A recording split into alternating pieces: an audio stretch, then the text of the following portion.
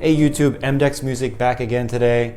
We're gonna pick up where we left off in our last video with lower interval limit and modal interchange. So before we get into modal interchange, it's probably important to understand we've kind of already talked about modal interchange in a way when we borrowed from minor.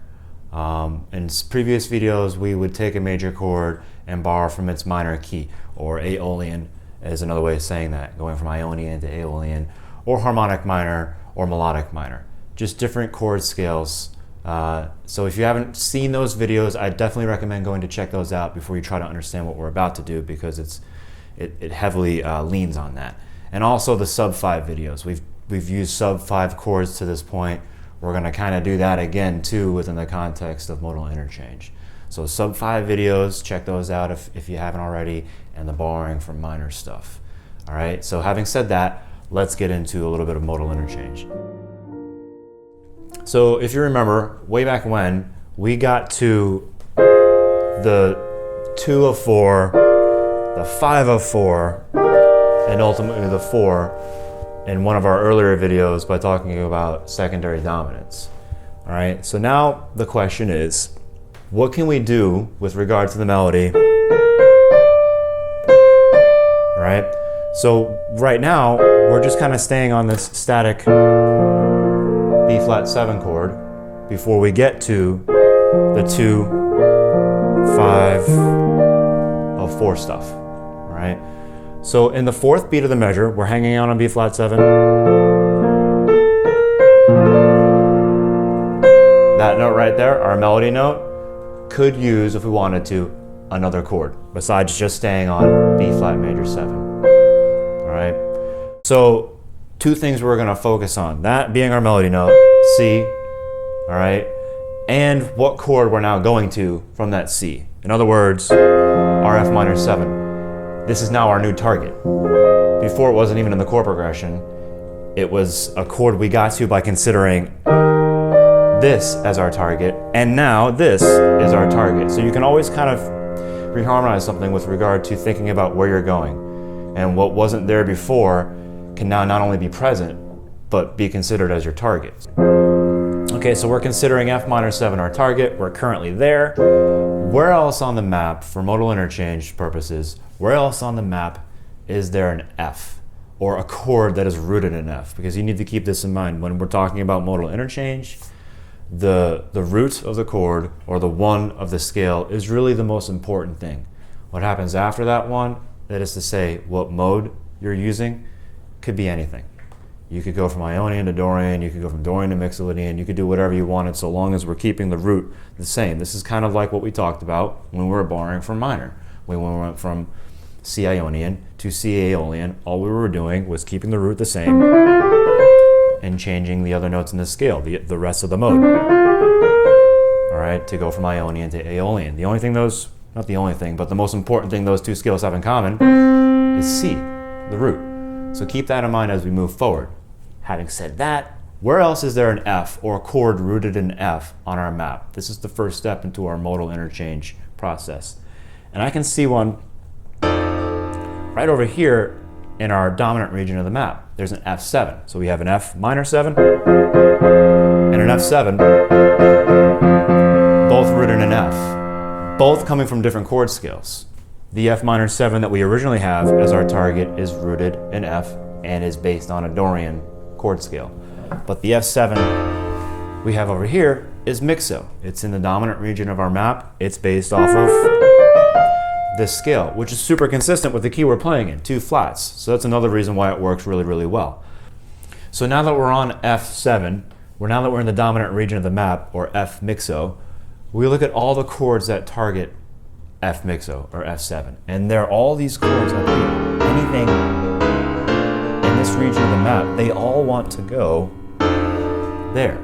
All right, so what we're gonna do is figure out which one of those chords we like the best, obviously which one has a C in it also.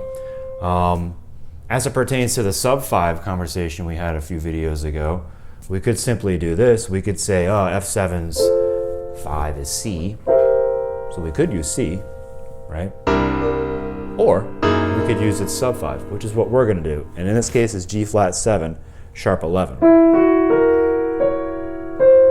going to have all those notes in the chord. C is one of the notes in the chord. It's also our melody. So it works, it checks all the boxes really. So now if we take that G flat 7 chord through way of modal interchange and throw it back onto the 4th beat of our first measure, we'll now be getting to F minor 7 by way of G flat 7. So there you have it. G flat 7 was the chord we were looking for this whole time and didn't even know it. It has a C in it, and it's a good target for F minor 7 through the use of modal interchange. So remember, consider the 1 or the root of the chord or the first scale degree when it comes to modal interchange, because that's really all that matters. All right, don't overthink it too much. If you want to go from F Dorian to F mixo, cool. If you want to go from F Ionian to F Aeolian, cool. As long as the F is there, you're good to go. And as long as you're considering the melody, you're also good to go. So check those 2 boxes and you'll be fine. Always use the map to see what other chords you could have used. Like we said, any of these would have worked. We use G flat 7 because it worked and we like the way it sounds. All right, you might have a different take on it, so go with it. So whereas our original chord progression was this, the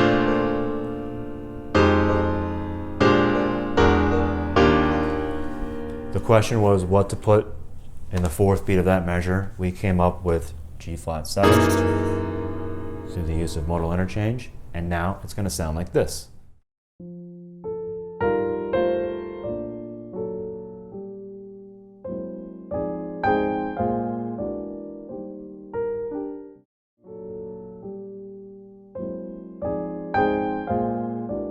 All right, so next is the lower interval limit kind of guideline. Remember, these are all guidelines. I'd like to say rules, but they eventually get broken. So just keep this in mind with any of these musical rules anyone ever teaches you, us included. There's always going to be someone that comes along and tweaks them or breaks them or goes outside the box to get something cool, unique, and different. So that's kind of how you get the evolution of music, but you got to know the guidelines first to evolve these rules. So having said that, our rule, our guideline for lower interval limits is as follows. Once you go below bass C, start thinking about, can I still use this 2nd or can I still use this 3rd? Once you get below the A flat below that, or the bottom space of the bass clef, you want to start considering, can I still use not only the 2nds and 3rds that we just talked about, those are probably out by the time you get down there anyways, but 7ths, all right? So what are always good, no matter where you're at, are 5ths and octaves. If you're really, really low, you can still use octaves, and you can still always go for 5ths too, all right? So there's never an instance where you're like, I can't use octaves or 5ths anymore, all right? You can always use those, or unison notes obviously are always in play too, for the same reason that octaves are. This is pretty clear to see when you look at our arrangement, especially with regard to measure 7, because we have this D minor 7 where we have a 3rd on the bottom and then a 7th from the D also there, because we're above bass C, so these intervals are all good to go. In general, you're going to see really tight voicings in the left hand the higher you go, and you're going to see really open voicings in the left hand the lower you go. Like at the end of the same exact measure, at the end of measure 7, you see this really wide open G, D, B flat. You got this 5th and then this 10th on top of that. And in between those 2 beats, 1 and 3, you have this 7th on the A flat chord. So right there, that was kind of like our loosey-goosey line of demarcation when we said you want to start considering 7ths. And here we're using that 7th and it works just fine. It's far enough apart from one another that it doesn't incorporate any perceived dissonance into the harmony that we're trying to arrange. So there you have lower interval limits. Just use bass C and bass A flat as your guidelines. Your ear will really tell you whether it's good or not, all right? So, and everyone's ears, I know there's like some subjective interpretation to what sounds good and what sounds bad to some people, but remember, it's your arrangement, so do whatever you want, all right? So like, while there is a sort of science behind why some of these frequencies and harmonies work the way they do, who's to say that you can't use them or what sounds good or what sounds bad, all right? But just generally, if you get below bass C, kind of do what we talked about with the 2nds and 3rds, and once you get below A flat, start considering the 7ths, and you'll be safe. You won't have any controversy with regard to your harmony or arrangement, but maybe that's what you want. So that's up to you, like we said. So stick around for our next video where we talk about appoggiaturas and interlines. Thanks for watching. If you like the content and you want to help us create more, click on like and subscribe. We really appreciate it. Thank you.